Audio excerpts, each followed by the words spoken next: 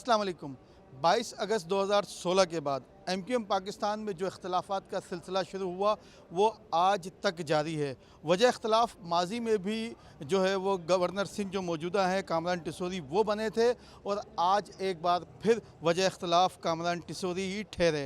MQM में हमने पहली बार देखा, पहली बार नहीं कहूँगा कि हमने दूसरी बार देखा कि एमक्यूएम के कारकुनान क़यादत के ख़िलाफ़ मुश्तइल नज़र आए। एक वाक़या जो है वो 9/0 पर हुआ था, जब बानी एमक्यूएम के दौर में कारकुनान ने क़यादत को जो है वो ज़दोकोब किया, मुग़लिज़ात बकी, एक बड़ा जो है वो उसके बाद एमक्यूएम पाकिस्तान में उसका चर्चा हुआ। और आज हमने दूसरी बार देखा कि 9/0 के बाद बहादुराबाद जो है वो 9/0 का मंज़र जो है वो पेश करने लगा, और यहाँ पर कारकुनान की जानिब से क़यादत के ख़िलाफ़, बल्कि क़यादत के फ़ैसलों के ख़िलाफ़ जो है वो कारकुनान ने उन फ़ैसलों को मानने से इनकार किया और उसके ख़िलाफ़ बाकायदा तौर पर एहतजाज किया। हमने देखा कि जो गवर्नर सिंध है कामरान खान टिसोरी, जो कि एमक्यूएम की इस वक्त आँख का तारा जो है वो समझा जाने लगा था, उनको कारकुनान ने न सिर्फ उनके ख़िलाफ़ नारेबाजी की, बल्कि एमक्यूएम में जो गुज़िश्ता रोज़ तंजीम साज़ी की गई, मुख्तलिफ़ जो एमक्यूएम के शोबाजात थे उनकी जो तकसीम की गई, उनका जो निगरान जिन लोगों को बनाया गया, उसका जो है वो तमाम क्रेडिट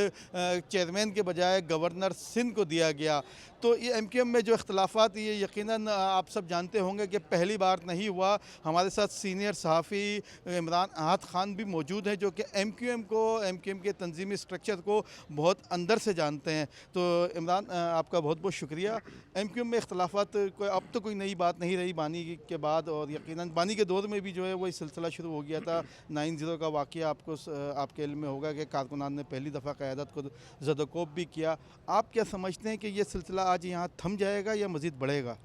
देखिए, आज का जो इख्तलाफात कह सकते हैं, जो नारेबाजी भी हुई बहादुराबाद के अंदर, ये इख्तलाफात आज से नहीं है। 1988-89 में भी जो इख्तलाफात हुए, जब एमक्यूएम पाकिस्तान जो है वो उसकी ऐलान होना था, उससे कबल जो है एक प्रेस कॉन्फ्रेंस हो गई, जिसमें तहरीक महाजिर के नाम से जो डॉक्टर साहब हैं उन्होंने एक प्रेस कॉन्फ्रेंस कर दी थी उस ज़माने में, वहाँ इख्तलाफ हुआ। फिर 90s के बाद जो है आफ़ाक अहमद, आमिर ख़ान वो अलग हुए, वहाँ इख्तलाफ हमें देखने में मिला। तो ये एक सिलसिला है, और उसके बाद जो है इख्तलाफात का एक सिलसिला हमें नज़र आता रहा, इख्तलाफात होते रहे, लोग तकसीम होते रहे। उसके बाद सबसे अहम चीज़ हमें नज़र आई थी 2013 के जो इलेक्शन हुए थे, उसमें नज़र आया कि जब एक बानी कायद उस ज़माने में जो थे, उनकी जानिब से जो है एक रात को अचानक जो है एक ख़िताब हुआ जिसमें कारकुनान को बुलाया गया, और उसके बाद कुछ वहाँ पर ऐसे वाक़यात हुए जो शायद एमक्यूएम की हिस्ट्री में आज तक नहीं हुए थे। वहाँ पर कारकुनान की जानिब से हमने देखा कि रहनुमाओं से बदतमीज़ी की, उन पर हाथ उठाया गया, जबकि मरकज़ जो उस वक्त था 9/0, वहाँ पर तोड़ फोड़ भी की गई।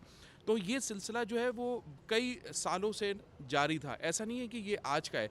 और उसके बाद जो सूरत हाल एमक्यूएम पाकिस्तान बनी 22 अगस्त के बाद, उसके बाद भी हमने देखा कि जब ये सिस्टम जो है वो एमक्यूएम बहादुराबाद और पीआईबी का था, उस वक्त कामरान टसूरी डिप्टी कन्वीनर हुआ करते थे।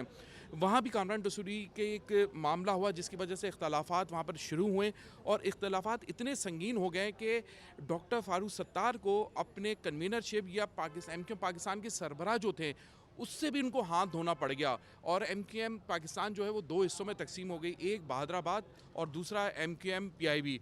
तो उसके बाद ज़ाहिर है जो फैसला आया इलेक्शन कमीशन की जानिब से, वो डॉक्टर खालिद मकबूल सिद्दीकी के हक़ में आया, और एमक्यूएम जो है वो डॉक्टर खालिद मकबूल सिद्दीकी के हाथ आ गई।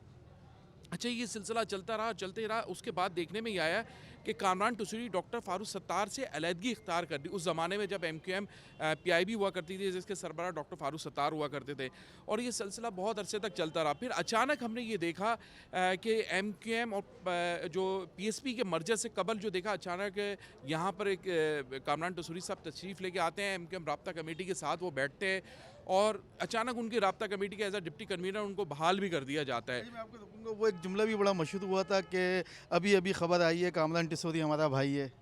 बिल्कुल ऐसी ही खबर थी, क्योंकि अचानक ही पता चला इनको, बहादुराबाद की जो ज़ाहिर उस वक्त के मरकज़ी कैबिनेट थी, उनको अचानक ही अंदर पता चला कि भाई टसूरी साहब आ रहे हैं, वही कि अभी अभी खबर आई है टसूरी हमारा भाई है, और अचानक सबने उसको एक्सेप्ट किया और एज अ डिप्टी कन्वीनर उनको बहाल किया। बहुत तेज़ी से ये सारे काम हुए, उसके बाद गवर्नर के लिए उनका नाम आ गया, और अचानक गवर्नर और सिंध बन गए। उसके बाद ज़ाहिर है फिर मर्जर का एक काम शुरू हुआ। देखिए, मर्जर के हवाले से ज़ाहिर है राशिद, आप भी रिपोर्टर हैं, मैं भी रिपोर्टर हूँ। हर चीज़ पे हमारी भी नज़र होती है कि आज लोग कहाँ जा रहे हैं, आज लोग किससे मिल रहे हैं, आज लोग किस जगह पे बैठ के बातचीत हो रही है। तो उसमें हमने ये देखा कि सारी बातचीत मुकम्मल होने के बाद फिर गवर्नर उस वक्त जो थे कामरान टसूरी, उनको भेजा गया पीएसपी का जो मरकज़ी ऑफिस था पाकिस्तान हाउस, वहाँ भेजा। वहाँ उनकी बातचीत हुई और उसके बाद जिस तरह भी मर्जर होना था या जो भी ताकत थी, मर्जर हो गया। आज की जो सूरत हाल है, आज की अगर हम बात करें, क्योंकि ज़ाहिर है ये सारा एक सिलसिला चला हुआ आ रहा है। आज भी ये हुआ कि कल जो है एक ज़ाहिर है इनकी जानिब से डॉक्टर खालिद मकबूल सिद्दीकी जो चेयरमैन है इस वक्त एमक्यूएम पाकिस्तान के, उनकी जानिब से एक ज़ाहिर है एक लेटर निकला है जिसको ज़ाहिर है तंजीमी हवाले से भी यहाँ पर उसको अहमियत का हामिल है। उसमें अचानक सबके ओहदे बाँट दिए गए। देखिए राशिद, हमें इस बात का इल्म है कि अचानक डॉक्टर खालिद मकबूल सिद्दीकी को चेयरमैन बनाया गया। चेयरमैन ज़ाहिर है एमक्यूएम के अंदर चेयरमैन जो बनने का तरीका, ज़ाहिर है आप भी इतने सालों से बीट कर रहे हैं और मैं भी तकरीबन 19-20 साल से एमक्यूएम की बीट कर रहा हूँ। वहाँ पर ज़ाहिर है एक तंजीम नौ होती है, या तंजीम नौ से पहले अगर एक और भी सिलसिला है कि यहाँ पर इलेक्शन होते हैं, जो पार्टी के इलेक्शन होते हैं, उसके बाद वो जो रिज़ल्ट आता है उसके बाद डिसाइड होता है कि चेयरमैन कौन है, सेक्रेटरी जनरल कौन है, वाइस चेयरमैन कौन है, या कन्वीनर कौन है, सीनियर डिप्टी कन्वीनर कौन है, डिप्टी कन्वीनर कौन है, ये तरीक़ेकार होता है। मगर अचानक पता ये चला कि इस्लामाबाद में सब बैठे हुए और अचानक वो चेयरमैन बन गए। खैर ये सिलसिला इनका आपस का चलता रहा, जो भी सिलसिला था। अब जाके शिद्दत अख्तियार कर गया, वो ये कर गया कि एक चेयरमैन है और वो आके पार्टी पे मुसल्लत है। ज़ाहिर है जो इनका देखिए इनका कहना है।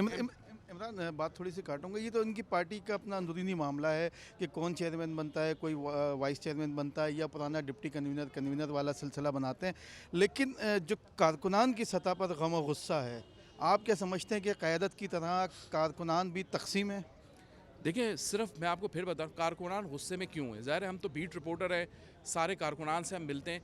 वो ये कहते हैं कि एमक्यूएम है, इनके अरकान असम्बली की एक बहुत बड़ी तादाद है, अरकान कौमी असम्बली की एक बड़ी तादाद है, सेनेटर हैं इनके।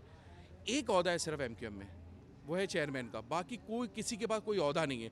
और ये एमक्यूएम कई महीनों से, अब तो मेरे ख्याल तकरीबन साल के करीब हो गया है, वो चली जा रही है। तो उसमें हमने देखा कि कारकुनान भी ज़ाहिर है ये सवाल कर रहे थे कि भाई इसके अलावा और कौन से ओहदे हैं। सेक्रेटरी जनरल भी होना चाहिए, ज़ाहिर है वाइस चेयरमैन भी होना चाहिए, इस कहाँ के हैं सारे ओहदे। मतलब ये तंजीमी एक सेटअप की बात कर रहा हूँ। ज़ाहिर है कारकुनान तो नीचे की सतह पे, यूनिट सेक्टर की सतह पे होते हैं, वो तो ये देख रहे होते हैं ना कि भाई ऊपर क्या चल रहा है, मैं किसको जवाब दूं, किसको जवाब नहीं दूं। अगर एक रहनुमा आता है सामने तो वो कारकुन तो ये सोचता होगा मैं किस हैसियत से इनसे बात करूं, ये पार्टी में क्या इनकी हैसियत है। हैसियत तो कुछ भी नहीं है, डॉक्टर खालिद मकबूल सिद्दीकी के अलावा किसी की कोई हैसियत नहीं है। इमरान, आप भी जानते हैं, थोड़ा सा इमरान आगे आइएगा, कि आप भी जानते हैं, मैं भी जानता हूं कि डॉक्टर खालिद मकबूल सिद्दीकी इतनी ताकतवर शख्सियत हैं, या बन गए हैं या बना दिए गए हैं, कि वो सिर्फ चेयरमैन का एक ओहदा रखकर बाकी ओहदे उन्होंने जो है वो गायब कर दिए हैं या किसी को देना नहीं चाहते। इतनी ताकतवर शख्सियत हैं कि वो इस तरह का इतना बड़ा फ़ैसला कर सकते हैं और 1 साल तक उस फैसले को कंटिन्यू कर सकते हैं। राशिद, डॉक्टर खालिद मकबूल सिद्दीकी को आप भी मुझसे अच्छी तरीके से जानते हैं, मतलब मैं भी जानता हूँ, आप भी जानते हैं। ज़ाहिर है हम तंजीमी हवाले से भी सारी चीज़ों पे हमारी और आपकी नज़र है, हर हवाले से हमारे पे और आपकी नज़र है। हमें पता है कि ज़ाहिर है कौन कितना ताकतवर है तंजीमी हवाले से, और भी ज़ाहिर है पार्टी को ज़ाहिर है एक वक्त देना पड़ता है उसके हवाले से। देखें, होता ये है कि पीछे कोई ना कोई ताकत होती है राशिद, कोई ऐसी ताकत ज़रूर होती है कि वो उसके कंधे पे हाथ रखती है। अच्छा, सिलसिला ये होता है कि अब मेरा अपना ज़ाती ये ख़्याल है कि कोई ताकत तो है, आपको भी पता है, मुझे भी पता है वो ताकत कौन है, जो ज़ाहिर है उनके पीछे कोई भी मसला होता है वो उनसे रब्ता करते हैं, और वो ऐसी ताकत है कि जो पार्टी के अंदर वो फ़ैसले करवा देती है। यानी कि बात काटूंगा, मैं जो समझ रहा हूँ, यानी कि मैं जो इतने अरसे से सोच रहा था, आपका भी इशारा उसी तरफ जा रहा है कि एमक्यूएम के जो चेयरमैन है, असल में वो चेयरमैन नहीं, कोई और जो है वो पार्टी का कायद कह लें, चेयरमैन कह लें, या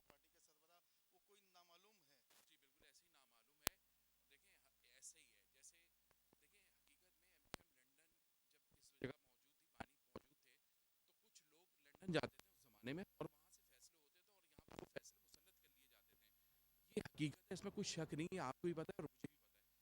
ऐसी एक शख्स कोई सामने आया है जो ज़ाहिर है किसी ओहदे पे तो ज़रूर है, उस वो शख्स जो है जो फ़ैसले एमक्यूएम में होता है वो करवा लेता है।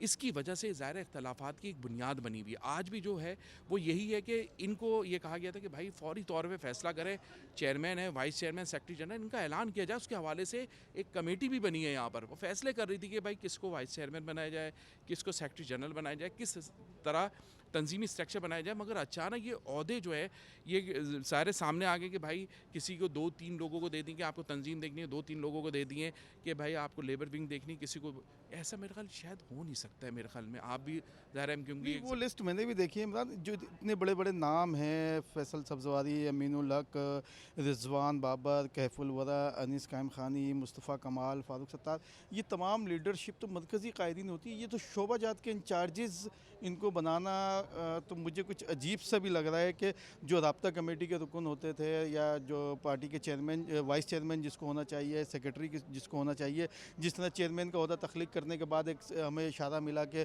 शायद इस तरह का अब सेटअप बनेगा जैसे माजी में जब एमक्यूएम का क़याम हुआ था, अज़ीम अहमद तारिक चेयरमैन थे, इमरान फ़ारूक थे, अल्ताफ़ हुसैन थे, उसी तरह का शायद सेटअप दोबारा बने। तो ये जो कायदीन है जिसमें से मैं 3-4 नाम दोबारा ले लेता हूँ, अनीस कायम खानी, फ़ारूक सत्तार, फैसल सब्जवारी को भी ले लें हम, और मुस्तफ़ा कमाल को, तो ये उस ओहदे के लेवल के लोग हैं, इनको शोबा जात का इंचार्जेस बना देना, ये भी कुछ समझ आपकी समझ में आया? देखिए मेरी समझ में तो इसलिए नहीं आया, ज़ाहिर है आपकी भी समझ में नहीं आया। हम सब एक रिपोर्टर हैं, बहुत अरसे से ज़ाहिर हम बीट कर रहे हैं। देखो राशिद, बात ये है कि कल जब हमने भी पढ़ा ना, मुझे भी एक वो हुआ कि एक शोबे जात है एल्डर विंग, उसको जो है इंचार्ज की हैसियत से मिसाल के तौर पे डॉक्टर फ़ारूक सत्तार देखें, मिसाल दे रहा हूँ आपको। एक है लीगल एड, उसका इंचार्ज होंगे वो अनीस कायम खानी साहब होंगे, एक फ़लाने होंगे। देखिए ये तो वाकई में मुझे भी नहीं समझ में आया। हमें यही पता था कि जो डॉक्टर खालिद मकबूल सिद्दीकी हैं वो चेयरमैन है और वो पूरी अपनी अब कैबिनेट बनाने जा रहे हैं, जिसमें वाइस चेयरमैन होंगे, सेक्रेटरी जनरल होंगे, इत्तलात के जो सेक्रेटरी होते हैं, ये पूरा सेटअप बनने के लिए जा रहा है। और ये ज़ाहिर तंजीम चलाने के लिए पूरा एक सेटअप होना चाहिए था। अचानक ये लिस्ट सामने आ गई। अच्छा, लिस्ट के फ़ौरी बाद जो है वो हमें इख्तलाफात नज़र आना शुरू हो गए। ज़ाहिर है कारकुनान की सतह पे भी हमने बातचीत, ज़ाहिर है आपको पता है हमारे तो BTMQM है, तो हम लोगों से मिलते हैं। हमारी जब बात हुई उन्होंने कहा ये क्या है, कम से कम ओहदे तो दिए जाए ना, किसी को चेयरमैन बनाया जाए, वाइस चेयरमैन, जिसकी भी जो जिम्मेदारी है उसको दी जाए। यहाँ से इख्तलाफात हमें शुरू होने पर नज़र आए। और यहाँ पर जब कारकुनान जहाँ पर जमा हुए तो राशिद उस वक्त हम मौजूद थे अंदर, ज़ाहिर नारे भी लगे हैं, गवर्नर गो के नारे लग गए हैं। फिर कारकुनान से हमारी बात हुई, उनका ये कहना था कि बहादराबाद में ना तंजीमी फ़ैसले नहीं हो रहे हैं। तंजीमी फ़ैसले जो बहादराबाद के अंदर MQM के रहनुमाओं को करने चाहिए, वो तंजीमी फ़ैसले बहादराबाद में नहीं हो रहे हैं, जिसकी वजह से MQM के अंदर ख़राबी पैदा हो रही है। यानी कि एमक्यूएम का कायद इस वक्त, जो मैं भी समझ रहा हूँ, शायद आप भी उसी तरफ इशारा करना चाह रहे हैं कि एमक्यूएम का कायद जो है वो इस वक्त जैसे माजी में अगर हम कहें कि अल्ताफ़ हुसैन थे, आज जो है वो एमक्यूएम का कायद कोई और है और वही फैसले करता है। देखिए, अब MQM के जो कायद थे या बानी थे, अब तो वो कोई बानी तो बन ही नहीं सकता, ये तो आपको ही पता है। ज़ाहिर है वो एक चीज़ है, वो एक ज़माने में थी, ख़त्म हो गई।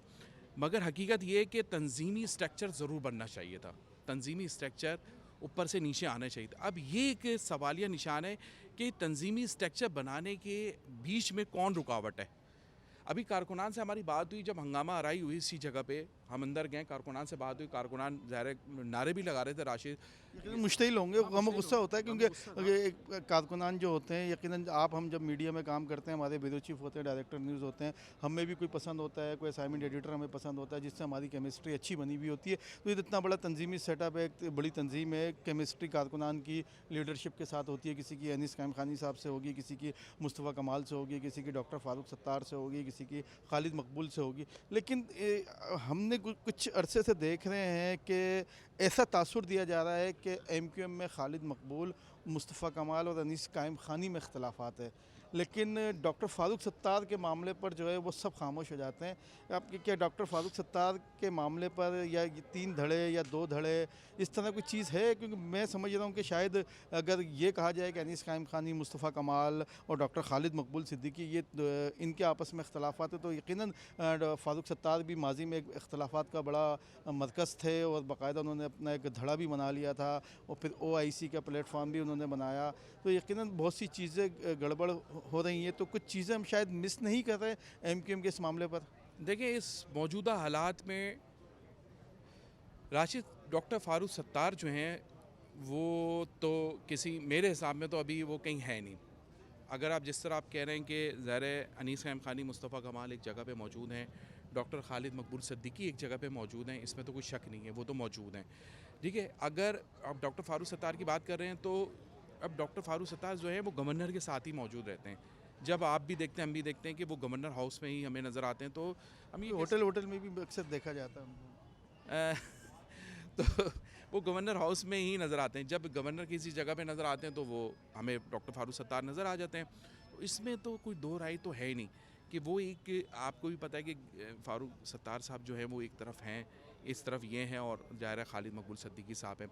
अभी भी जो ज़ाहिर है अंदर एहतजाज हुआ, उसमें नारेबाजी हुई, उसमें गो गवर्नर गो के नारे लगे हैं। जब हमने कारकुनान से बात की, वो कह रहे हैं कि हमारे जो फ़ैसले हैं ना, जो हमारे फ़ैसले तंजीम के इसके अंदर होने चाहिए, वो कहीं और हो रहे हैं, जिसकी वजह से हमें तंजीमी नुकसान हो रहा है। यानी कि कारकुनान को भी इस बात का अंदाज़ा हो गया कि एमक्यूएम के जो चेयरमैन है खालिद मकबूल सिद्दीकी, दरअसल वो चेयरमैन नहीं, एमक्यूएम का कायद या एमक्यूएम का चेयरमैन कोई और बनकर सारी चीज़ें चला रहा है।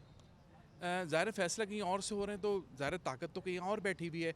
तो इस हवाले से देखिए, दूसरा ये कि डॉक्टर, मेरा अपना ज़ाती ख्याल है, अगर मुझसे आप पूछेंगे, डॉक्टर खालिद मकबूल सिद्दीकी, मुस्तफ़ा कमाल साहब, अनीस कायम खानी साहब, डॉक्टर फारूक सत्तार साहब, ये चार मेन लोग हैं जो अभी तंजीमी ओहदे पे भी हैं, और हकीकत में कारकुनान में कहीं ना कहीं इनकी कहीं ना कहीं इनको लोग लाइक भी करते हैं। किसी कोई ज़्यादा करता होगा, कोई कम करता होगा। इन चारों को बैठना चाहिए। अगर ये चारों बैठ के कोई फ़ैसला करेंगे राशिद, तो ये एमक्यूएम को कोई तरक्की से नहीं रोक सकता, ये तेज़ी से तरक्की करेगी। अगर कोई इमरान, पाँचवा और छठा इसमें शामिल होगा तो इस एमक्यूएम का भी वही हाल होगा जो हैदराबाद और पीआईबी का हाल हुआ था, वही हाल एमक्यूएम का होगा। आप आज नहीं कल देखिएगा। हाल जो एमक्यूएम के हैं वो यकीनन माजी से मुझे जो पर्सनली है कि वो माजी से ज़्यादा मुख्तलिफ या माजी से ज़्यादा तब्दील होता हुआ नज़र नहीं आता इनका मुस्तकबिल जो हाल है। लेकिन हम ये देख रहे हैं कि एमक्यूएम पाकिस्तान जो उसको 1-1.5 साल में 2024 के 8 फरवरी के इलेक्शन के बाद आज पूरा 1 साल हो गया, जो डिलीवर करना चाहिए था, जिस तरह सीटें मिली थी इनको, ताकि आवाम में एक इमेज इनका बनता जो एक तकरीबन ख़त्म हो चुका था आपसी इख्तलाफात के बायस, वो भी ये लोग नहीं कर सके। आवाम में जो नई क़यादत, एक नौजवानों को उन्होंने अरकान असम्बली भी बनाया, सेनेट में भी पहुँचाया, वो सब अपने अपने घरों में या अपने अपने मतलब के या अपनी अपनी जिस तरह कहें कि मुख्तलिफ जो हमारे ये रफ़ाई इदारे हैं, जेडीसी, सैलानी, सब ने अपनी अपनी दुकानें चमकाई हुई। तो इसी तरह तमाम लोगों ने भी अपनी दुकानें चमका के अपनी, यानी कि अगले इलेक्शन के लिए शायद वो चाहते हो कि कुछ करके वो अपनी सीट कर लें। पार्टी के लिए जो किसी को भी करना चाहिए था वो नहीं किया। क्या ऐसा है या आप समझते हैं कि ऐसा नहीं है और पार्टी के लिए भी लोगों ने काम किया है? नहीं, अभी तो जो सूरत हाल नज़र आ रही है, अगर आप हकीकत पे मैं भी और आप भी बात करें तो देखिए, अरकान असम्बली है, सिंध असम्बली में बड़ी तादाद है। वो अरकान असम्बली क्या कर रहे हैं किसी रहनुमा को नहीं पता कि क्या पॉलिसी है, किस तरह अरकान असम्बली को असम्बली में जाना है, किस इश्यूज़ पे बात कर रही हैं, किस तरह प्रेस कॉन्फ्रेंस करनी है, किसी को कुछ नहीं पता। अरकान कौमी असम्बली का भी तकरीबन कम बेश यही हाल है। सेनेट में जो लोग हैं उनका भी यही हाल है। देखिए राशिद, हकीकत में ये देखा जाए तो एमक्यूएम एक बड़ी तादाद में सीटें जीती है। तकरीबन कौमी या सूबाई की हम बात करें, बड़ी तादाद में ज़ाहिर दोबारा मुंतखब होकर कराची में आई। लोगों को बड़ी उम्मीद थी इनसे। इनको उम्मीद ये थी कि इनके असीर जो कारकुनान हैं उसके लिए लोग आवाज़ उठाएंगे, उनको लेके आएंगे, उनके लापता कारकुनान के लिए बातचीत की जाएगी, लापता कारकुनान को लेके आएंगे। कराची का जो इशू है, कराची को बर्बाद कर दिया है, हर जगह टूटे फूटे रोड हैं, उस पे एमक्यूएम जो है एक आवाज़ देगी और बताएगी कि भाई ये मसाइल हैं। उसको आवाज़ के बाद एहतजाज करेंगी या जो भी तरीके का इस्तेमाल करके उसको मसाइल को हल करेगी। नौजवानों की कराची में नौकरियां नहीं मिल रही हैं, ज़्यादतियाँ हो रही हैं कराची के नौजवानों के साथ। उनको ये उम्मीद थी कराची वालों को कि ये हमारी उम्मीद बनेंगे, ये हमारे साथ खड़े होंगे और हमारे साथ जो ज़्यादती हो रही है, हमारे बच्चों के साथ जो हो रही है, उसके लिए आवाज़ उठाएंगे। कराची वालों को ये पता था कि कई सालों से इंटर के जो रिज़ल्ट आ रहे हैं, जिसमें matric, inter, first year, second year, ख़ास तौर पे सेकंड ईयर में जो बच्चों को फ़ेल किया जा रहा है, जिस तनासुब से फ़ेल किया जा रहा है, उनको ये उम्मीद थी ये एमक्यूएम उठेगी, ये अरकान असम्बली उठेंगे, ये एमक्यूएम के रहनुमा उठेंगे, ये कौमी असम्बली के रुकन उठेंगे, कराची वालों की आवाज़ बनेंगे। ऐसा कुछ भी नहीं हुआ। यानी कि वो जो एक सोशल मीडिया पे क्लिप वायरल होता है जिसमें एमक्यूएम और पीपल्स पार्टी के रहनुमा आपस में कहते हैं कि हम सब मिले हुए हैं, तो ऐसे ही कुछ लग रहा है। ज़ाहिर है जो कुछ नहीं हो रहा है राशिद, तो हम तो वैसे ही, ज़ाहिर है आवाम भी वैसे ही देख रही है, आप और मैं भी ऐसे ही देख रहे हैं कि कुछ भी नहीं हो रहा। आप मुझे बताएं ना, लापता कारकुन कहाँ हैं? 1 साल हो गया ना, कितने लापता इनके कारकुनान हैं? कितने साल हो गए इलेक्शन को, कहाँ हैं सीर इनके कारकुनान? अच्छा आप छोड़ दें, इमरान खान के साथ सख्त तरीन आप देखते हैं ना अभी क्या हालात है उसके लिए। शौकत खानम चल रहा है, KKF क्यों नहीं चल रहा है इनका?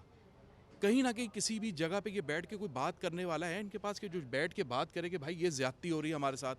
कोई एक साथ खड़े होकर इनके रहनुमा एक साथ कहीं बात कर रहे हैं कि भाई ये हमारे बच्चों के साथ ज़्यादती हो रही है? एक साथ बात करने पे बात आई, इस्टेब्लिशमेंट बड़ा किरदार होता है पाकिस्तान की सियासत में। हालांकि इस्टेब्लिशमेंट कहती है कि हमारा कोई ताल्लुक़ नहीं, तो कुछ लोगों से हमारे भी राब्ते होते हैं। तो एक चीज़ मैंने सुनी है 22 अगस्त के बाद से कि MQM के रहनुमा जो मरकज़ी रहनुमा है, 4-5 नाम हैं, वो जब इस्टेब्लिशमेंट से मिलते हैं तो वो एक दूसरे के ख़िलाफ़ बयानबाजी या एक दूसरे की चुगली, जिसे हम आम लफ्ज़ों में कहें, कि वो उसमें लगे रहते हैं। और उनका ये कहना है कि MQM पाकिस्तान के किसी रहनुमा ने इस 22 अगस्त 2016 के बाद से हम तकरीबन 8 फरवरी 2025 में आ गए हैं, कभी MQM ने अपने कारकुनान या कराची के मसाइल या पार्टी को मुस्तहकम करने के हवाले से बात नहीं की। जब भी बात की हमसे आकर एक दूसरे के ख़िलाफ़ साजिशें की।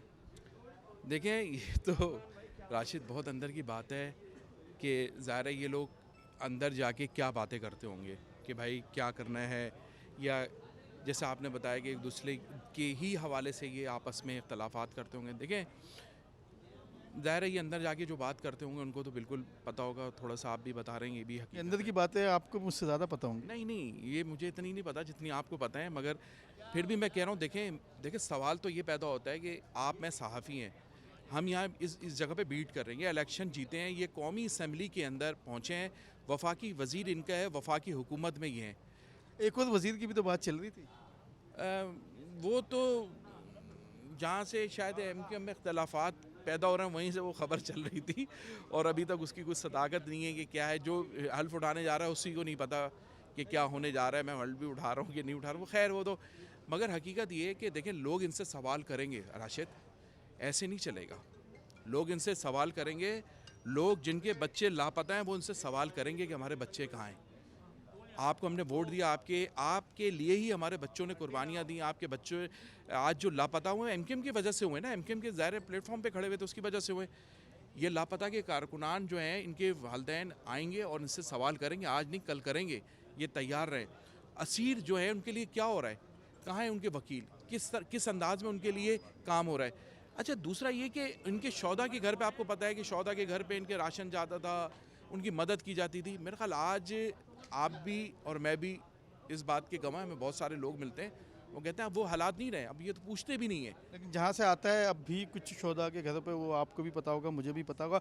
सवाल की आपने बात की, तो सवाल कराची में कुछ दिनों से हम देख रहे हैं कि बानी जो कायद हैं उनकी वापसी की भी बातें हुई, और MQM के जो मौजूदा हालात हैं 22 अगस्त के बाद से आज तक के, जो एक खिला उनका पुर किया जाना था वो भी नहीं किया जा सका, चाहे वो उसकी पाकिस्तानी इस्टेब्लिशमेंट का उसमें किरदार हो या MQM के अपने लोगों का किरदार हो। आप क्या समझते हैं कि खिला पुर किए कोई भी जमात या MQM कोई कह लें, वो बानी का जो है उसको रिप्लेस कर सकती है या कर दिया है, या जो चीज़ें थी, मेरी इत्तला के मुताबिक तो ऐसा कुछ नहीं है कि बानी की वापसी हो या उनके लिए कोई सॉफ्ट कॉर्नर हो। लेकिन पाकिस्तान की सियासत है, यहाँ कुछ भी कहा जा सकता है। लेकिन जो कुछ भी जहाँ हो तक सकता है। कुछ भी हो सकता है, लेकिन मेरी जो मालूमात है उसके मुताबिक तो कोई सॉफ्ट कॉर्नर नहीं है। लेकिन जो खिला है वो आज तक बरकरार है। MQM पाकिस्तान का कोई भी कायद, कोई भी रहनुमा या पूरी MQM पाकिस्तान उसको पुर करने की ना कोशिश हमने देखा कि करती नज़र आई, ना कोई ऐसे इक़दाम किए गए कि जिससे लगे कि ये शायद उस खिला को पुर करना चाहते हैं। इसी तरह अगर देखें हम 2018 के इलेक्शन में मैं थोड़ा सा चला जाता हूँ कि वो सबसे अच्छा मौका था कि बानी का खिला जो है वो पुर किया जा सकता था। उस वक्त PSP थी, चाहे PSP को फुल ताकत दी जाती, चाहे MQM थी उस वक्त, MQM पाकिस्तान, उसको फुल ताकत दी जाती, उनको फुल यहाँ पे जिस तरह PTI को माजी में एक मुकम्मल तौर पर इख्तियारात के साथ साथ मुकम्मल ताकत दी गई, जो चाहे वो उस वक्त करवा सकते थे, और उन्होंने किया भी जो अपने अपने मतलब के लिए जो भी काम हुए।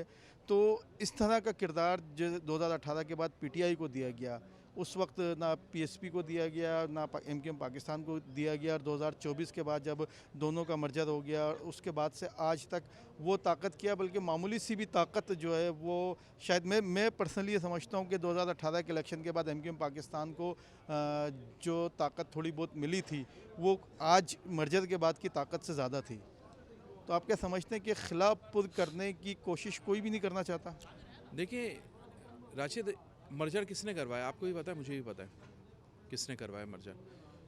अगर मर्जर कुछ दिनों या कुछ घंटों में हो सकता है तो ये इख्तलाफात कुछ मिनट में ख़त्म हो सकते हैं, अगर ख़त्म करवाने वाले चाहें तो मेरा अपना ज़ाती ख्याल है कि बानी जो कहते हैं ना, इनको फारिग जब किया 22 अगस्त को, तो उसके बाद एक बड़ा खला था। तो जिनसे बानी की लड़ाई थी, रियासत ही कह सकते हैं हम, रियासत से बानी की लड़ाई थी, उन्होंने उसको अलग कर दिया। उस रियासत ने उनका खला पूरा करने के लिए आज तक कुछ नहीं किया जिस अंदाज में उनको करना चाहिए था। एक तरफ तो वो बानी को ज़ाहिर एक्सेप्ट नहीं करना चाहते हैं, वो कहते हैं नहीं हम बस ख़त्म हो गया सब कुछ, अब ये माइनस है। दूसरी तरफ जो उनका खला पैदा हो रहा है, जो उनका एक ज़ाहिर एक बहुत बड़ी तादाद में लोग उसके फॉलोवर्स हैं, अब उसके लिए क्या करना था कि एमक्यूएम को कुछ ताकत देनी थी इनको। ये बड़ी तादाद में फॉलोवर्स बोल के जो है ना आप मेरे लिए भी मुश्किलात पैदा करेंगे, क्योंकि जो लाइन है ना वो ये है कि फॉलोवर्स उनके नहीं है। नहीं देखिए, ऐसी ये गलत बात है बिल्कुल। अगर ये हम किसी को कह भी रहे हैं किसी के सामने तो उसको खुश करने की वाली बात कर रहे हैं, गलत बात कर रहे हैं। अब उसको ख़त्म करना था। कराची के मसाइल क्या हैं? कराची के मिसाइल हैं सैवरेज, कराची के मिसाइल हैं पानी के, रोड टूटे फूटे, पार्क तबाहाली का शिकार है। अगर ये एमक्यूएम को इख्तियारात मिल जाता और ये एमक्यूएम मुकम्मल तौर पे ये काम करती जैसे उसने मेयर के दौर में किया, तो लोग आहिस्ता आहिस्ता बानी को भूलना शुरू हो जाते। मेयर मुस्तफ़ा कमाल भी बोल रहे हैं, एक मेयर वसीम अख्तर भी थे। नहीं, मैंने कहा था ना कि जिस हवाले से नाज़िम आला ने कराची में काम किया उसकी बात कर रहा हूँ। ज़ाहिर है वो सुनने वाले अक्सर मेयर, क्योंकि आजकल ताज़ा मेयर वसीम अख्तर ही हटें तो लोग शायद यही समझते हैं कि वसीम अख्तर के दौर में काम हुआ है। तो काम जो कराची में हुआ वो यकीनन मुस्तफ़ा कमाल उस वक्त नाज़िम आला थे और एक पूरी ताकत उनके साथ थी, पूरी एक ताकतवर एमक्यूएम उनके साथ थी। यकीनन उस दौर के बाद कराची में कोई काम नहीं हुआ, वसीम अख्तर भी आए, वो इख्तियारात के मामलात होते रहे। तो जो आप जिस तरफ जा रहे हैं कि खिला पुर नहीं किया जा सका, तो यकीनन वो फिर कुछ गाड़ियों वाड़ियों का मामला आ जाता है। मुझे बड़ा डर लगने लग गया। अब शायद आप निडर हो गए हों, तो मैं इतना भी बहादुर नहीं हुआ कि मैं उस तरफ जा सकूं ज़्यादा। तो इसको हम यहीं तक रखते हैं और जो समझने वाले होंगे वो समझ गए होंगे। तो आखिरी हम इसको एंड करते हैं कि इख्तलाफात जो आज 8 फरवरी तक हैं वो मुस्तकबिल में ख़त्म होते आपको नज़र आते हैं? राशिद, मेरा सारे हालात को देखते हुए अभी तक मैंने जो उस पर अपना एक तज़िया दे सकता हूँ, डॉक्टर खालिद मकबूल सिद्दीकी, फारूक सत्तार, मुस्तफ़ा कमाल, अनीस कायम खानी, ये चारों, फैसल सजवारी और जो अमीनुल हक हैं, ये 6 के 6 लोग इधर बैठे हैं और इधर फैसला करें, कोई इख्तलाफ नहीं होगा। जब फैसले बहादराबाद के अलावा कहीं और से फैसले होंगे, इख्तलाफात भी शुरू होंगे, ख़राबी भी शुरू होगी। सिर्फ एक चीज़ है कि ये लोग बैठें और ख़ुद फैसला करें। आप देखें कल एक ज़ाहिर एक ओहदे की वो एक राब्ता कमेटी को बिठाया जाता, उनको बताया जाता भाई ये ओहदे दिए जा रहे हैं, कोई इख्तलाफ नहीं होता, किसी को कम होता, कोई ज़्यादा होता, वो आपस में बात कर लेते हैं।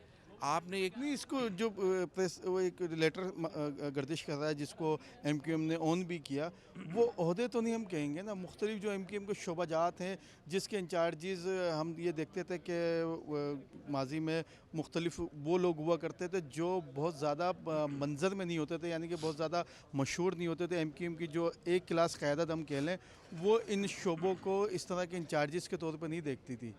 ये भी एक चीज़ आप देखें ना, फैक्टर है कि एक अगर फ़र्ज़ करें हम कैफुल वरा रिजवान बाबर, ये इन्होंने ना कभी ये इलेक्शन लड़ा, ना कभी ये एमक्यूएम के मरकज़ी फेस यानी कि पॉलिटिकल फेस रहे, लेकिन और ये इन तमाम शोबों को जात के इस टाइप के इस यानी कि इस लेवल की क़यादत जो है वो इन शोबाजात को देखती थी। अमीनुल हक हुए, फैसल सब्ज़वारी, नसरीन जलील, इसके साथ मुस्तफ़ा कमाल, फ़ारूक सत्तार, ये बड़े नाम थे और यकीनन पाकिस्तान की जो सियासत है और एमक्यूएम की जो सियासत है उस लेवल के फ़ैसले करने वाले ये लोग हैं। इनको एक तरह से शोबाजात का इंचार्ज बनाकर, यानी कि एक ऐसा हो कि जैसे हम अपने मीडिया फील्ड की बात कर लें कि किसी डायरेक्टर न्यूज़ को या ब्यूरो चीफ को हम जो है कह रहे हैं कि तू किसी जूनियर रिपोर्टर बन जा, तो इस तरह का ये एक मामला आपको नज़र नहीं आ रहा? देखिए बिल्कुल इसी इसी ऐसे ही मामला है तो राशिदी इख्तलाफात शुरू हुए ना, और इख्तलाफ कितने शिद्दत इख्तियार कर गए। हर कारकुन आपको बोलता हुआ नज़र आ रहा है। पहले कारकुनान कहाँ इतना बोलते थे, अब जिस तेज़ी से कारकुन बोल रहा है, इख्तलाफ कर रहा है, पहले नहीं कर रहा था। देखिए असल में पता क्या हो रहा है, ये हो रहा है कि एक शख्स जो है ना, कोई भी शख्स है, अब कोई भी मिसाल के तौर पे आप किसी फैक्ट्री रख लें, एक फैक्ट्री है, उसका मालिक है, वो मालिक है उसका, उसने कहा है नीचे जो डायरेक्टर फाइनेंस है वो भी मैं हूँ, डायरेक्टर एचआर भी मैं हूँ, वो हर ओहदे उसने खुद ले लिए। फिर उसके नीचे और वो आया, और आने के बाद उसने कहा इस डिपार्टमेंट का मैनेजर भी मैं हूँ, इसका सुपरवाइज़र भी मैं हूँ, और फिर उसने इस अंदाज से स्ट्रक्चर बनाया कि ज़ाहिर है वो नीचे वाले जो है वो उसको एक्सेप्ट नहीं कर रहे हैं। उसके बाद ख़राबियाँ ही होनी है, वो तरक्की नहीं करेगी, वो फैक्ट्री कभी तरक्की नहीं करेगी। यहाँ ये होना चाहिए था, या जो उनकी बातचीत हुई थी वो ये हुई थी कि चेयरमैन के बाद तमाम ओहदे नीचे जो हैं वो ऐलान किए जाएंगे, तमाम ओहदे दिए जाएंगे, और उसके बाद वो ओहदे नहीं दिए गए, और उन्होंने वो ओहदे देने के बजाय उन्होंने दूसरा रास्ता अख्तियार किया। अब मुझे एक बात बताएं, अरकान सूबाई असम्बली की जिम्मेदारी होनी चाहिए सेक्टर की सतह पर इनकी, कि वो पूछें कि भाई एमपीए का है, मैंने कहा वो गवर्नर की उसकी जिम्मेदारी क्यों ले रहा है, उसका क्या ताल्लुक है वो भी एक गवर्नर का? टेक्निकल, वो तो टेक्निकल मसला भी आ रहा है ना कि गवर्नर तो देखें एक वफाक का नुमाइंदा है, और उसको सियासी तौर पर एक इस तरह कोई ओहदा दिया भी नहीं जा सकता, और यानी कि अनाउंस करके। यकीन माजी में तमाम गवर्नर सियासी एक्टिविटीज़ में हिस्सा लेते रहे, लेकिन इस तरह कोई सियासी पार्टी का ओहदा या सियासी पार्टी में कोई ज़िम्मेदारी देना ऐलान करदा, वो कभी नहीं हुआ। आप क्या समझते हैं कि ये भी एक ओहदे की या पाकिस्तान के कानून की खिलाफ वर्जी नहीं? देखिए गवर्नर से आज हमारी बात हुई है प्रेस कॉन्फ्रेंस में 8 फरवरी को।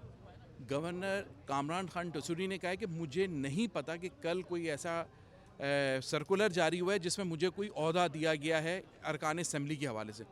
उन्होंने बिल्कुल कई घंटे गुजरने के बाद, यानी कि मेरे ख्याल में तकरीबन 17-18 घंटे गुजरने के बाद उसने कहा कि मुझे कुछ नहीं पता कि कोई ऐसा मुझे ओहदा भी दिया गया है या मुझे ओहदा नहीं दिया गया है। उसने वाज़ेह तौर पे ये बात कही है। तो ज़ाहिर है जब गवर्नर को पता ही नहीं उसको कोई ओहदा दिया गया है, तो जिसने ओहदा उसको दिया है ज़िम्मेदारी तो उसी की बनती है ना कि भाई आपने उसको ओहदा क्यों दिया है। बहरहाल हकीकत ये देखें, अब अगर ओहदे सही तरीके से एमक्यूएम में तकसीम नहीं हुए, एमक्यूएम में सही तरीके से चीज़ें नहीं चली, तो एमक्यूएम मेरे ख्याल में अब नहीं चल सकती। ये देखिए जिस तरह इमरान अहद ख़ान ने कहा कि एमक्यूएम में जिस तरीके से जो चीज़ें हो रही हैं, अगर उसी तरह से होती रही तो एमक्यूएम नहीं चलेगी, यानी कि ये कंपनी नहीं चलेगी। इस कंपनी को चलाने के लिए यकीनन जो सियासी तज्ज़ियाकार हैं, जो पाकिस्तान की सियासत को और ख़ास तौर पर कराची की सियासत को समझते हैं, उनका यही कहना है कि एमक्यूएम के चेयरमैन डॉक्टर खालिद मकबूल सिद्दीकी हों, अमीनुल हक हों, अनीस कायम खानी हो, मुस्तफ़ा कमाल और डॉक्टर फ़ारूक सत्तार, ये जब तक एक बंद कमरे में बैठ कर तमाम तर चीज़ों को कंट्रोल, तमाम तर चीज़ों को समझेंगे नहीं और फ़ैसले अपने तौर पर नहीं करेंगे, उस वक्त तक एमक्यूएम पाकिस्तान में इख्तलाफात बरकरार रहेंगे। और जो कहीं और से जो फ़ैसलों का इशारा जिस तरह हमने देखा कि तासुर दिया गया और कारकुनान का ये कहना था कि गवर्नर हाउस से ये फ़ैसले हो रहे हैं, और इसी वजह से गवर्नर के नारे भी लगाए गए, और जबकि गवर्नर कामरान खान टसूरी का ये कहना था कि उनको इस तमाम तर मामले का इल्म नहीं। तो यकीनन कुछ तो पर्दा है जिसकी जो है वो, कुछ तो राज है जिसकी पर्दादारी की जा रही है, लेकिन ये तमाम राज और तमाम पर्दों में एमक्यूएम पाकिस्तान का मुस्तकबिल जो है वो ख़तरे में नज़र आता है। अब देखना ये है कि आइंदा आने वाले दिनों में एमक्यूएम की जो मरकज़ी क़यादत है वो इन इख्तलाफात को ख़त्म करने में कामयाब होती है, या फिर ये इख्तलाफात बढ़ कर माजी की तरह जो है वो मुख्तलिफ़ धड़ों में एमक्यूएम पाकिस्तान या एमक्यूएम के मुख्तलिफ़ धड़े जो है वो तकसीम होते नज़र आते हैं।